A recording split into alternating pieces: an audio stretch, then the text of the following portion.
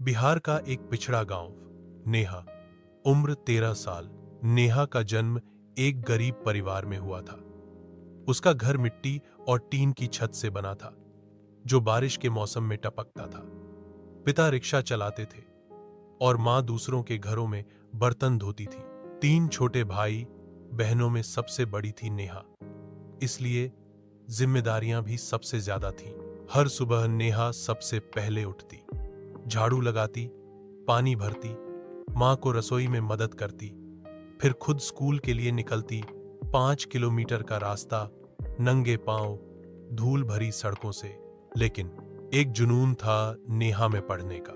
वो क्लास में सबसे तेज थी, हर सवाल का जवाब, हर पाठ याद।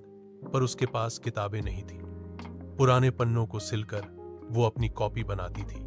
गांव में लोग कहते थे, लड़की को इतना क्यों पढ़ा रहे हो, 2 साल में शादी करनी है। पर नेहा कहती, शादी जिंदगी का सपना नहीं है, शिक्षा है।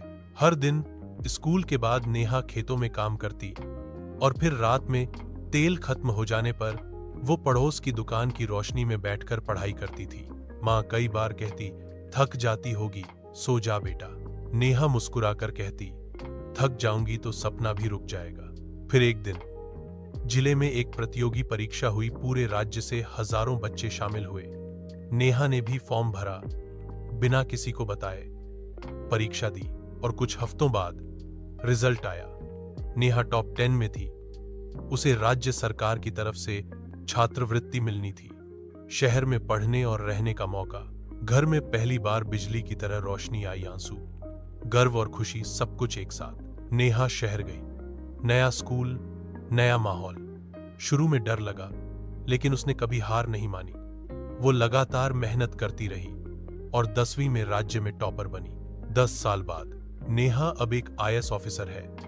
उसने अपने गांव में एक स्कूल बनवाया, जहां लड़कियों के लिए अलग शौचालय, लाइब्रेरी और हर हफ्ते मुफ्त सैनिटरी नैपकिन मिलते हैं। जब उससे किसी पत्रकार ने पूछा, नेहा इतना कुछ कैसे कर पाई, उसने सिर्फ एक लाइन में जवाब दिया, क्योंकि मैंने सपना देखा था और उसे हारने नहीं दिया। सीख, अगर हालात मुश्किल हैं तो रास्ता बनाओ, लेकिन सपना मत छोड़ो।